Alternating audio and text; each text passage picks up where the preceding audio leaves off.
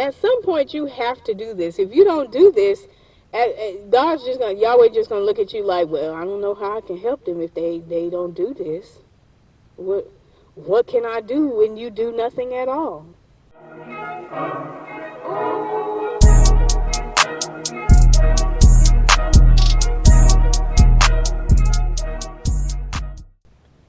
Hey, you guys, welcome back. Today's message is all about, at some point, you gotta pray like nobody's watching.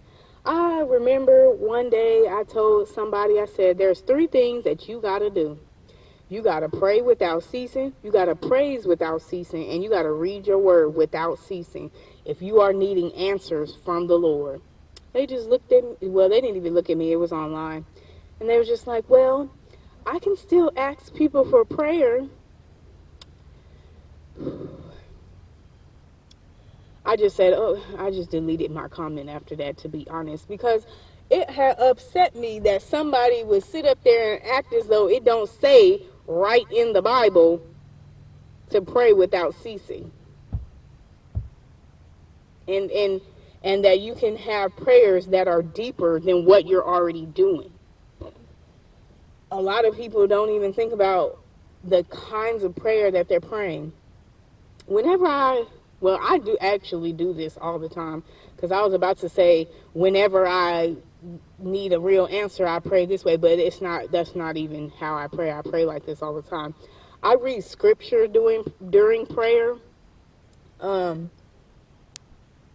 read the book of Nehemiah prayer. I read the book of Daniel prayer.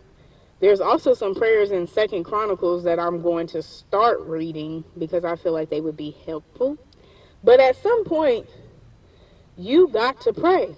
You got to pray like you ain't never prayed before to get that answer. Because sometimes God is saying, yeah, I hear these people, but where are you? Are you praying? Are you doing what you're supposed to be doing? I remember when I was reading in Hebrews, that's chapter 5. And I'm going to turn to it right now so that way I can show you guys what I was reading. In verse 7, it says, who in the days of his flesh, when he had offered up prayers and supplications with strong crying and tears unto him that was able to save him from death, and was heard in that he feared. Jesus did what? Jesus cried. Jesus cried. Yeshua cried. He did that. He did supplications, crying, tears, all of that.